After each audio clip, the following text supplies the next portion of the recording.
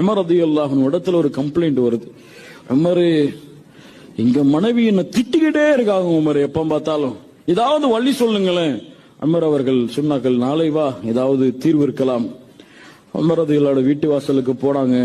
அங்க ஏதோ சத்தம் கேட்டுட்டு இருக்கிற, உள்ள வெளியே வர்றாங்க உமர் ரலியல்லாஹு அன்ஹு. உமர் அவர்களே, உங்களுக்குமா? எல்லாருக்கும் அப்படித்தான்.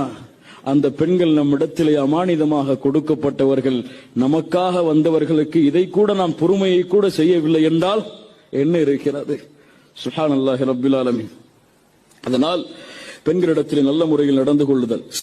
சொல்லுகிறேன், நபிகள் நாயகம் ஸல்லல்லாஹு அலைஹி வஸல்லம் அவர்கள் சொன்னார்கள், உங்களை எல்லாம் கொண்டு போய் அடக்கினால் மண்ணுக்கு அல்லாஹ் தஆலா ஒரு பொருளை ஹராமாக்கி இருக்கிறான் நம்முடைய உடம்பில். எத்தனை லட்சம் வருடமானாலும் சரி, இதை ஒரு சவாலாகவே விஞ்ஞான உலகத்திற்கு இஸ்லாம் சொல்லுகிறது.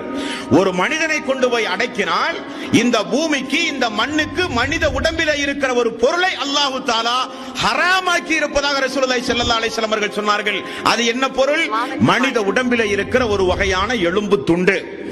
அந்த எலும்பு துண்டை கொண்டுதான் அல்லாஹ் தஆலா ஒவ்வொரு மனிதனையும் மீண்டும் உயிர் கொடுத்து எழுப்புவேன் என்று அல்லாஹ் தஆலா சொல்லுகிற நாள் அந்த நாள். அல்லாஹ் தஆலா சொல்லுகிற நாள் அந்த நாள்.